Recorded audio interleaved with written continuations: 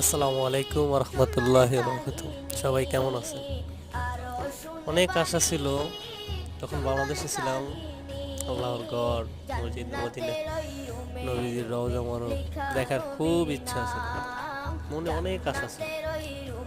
তা আশা করেন ইনশাল্লাহ আপনারটাও পূরণ করার মালিক আছে আল্লাহ। শেষ করবেন মক্কা মদিনা আসার পরে আপনার মনের ভিতরে এমন একটা শান্তি, এমন একটা এই যে লাগে যা বলার মতো।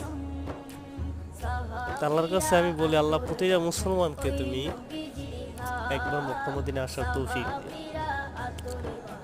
একটা জিনিস সবাই মনে মনে শুধু বললে হবে না যে আমি মক্কা মদিনা আসবো, চেষ্টা করতে হবে। ইনশাল্লাহ আপনার মনে একটা শক্তি থাকতে হবে, তাহলে ইনশাল্লাহ আল্লাহ পাক আপনার আশাটা পূরণ করবে।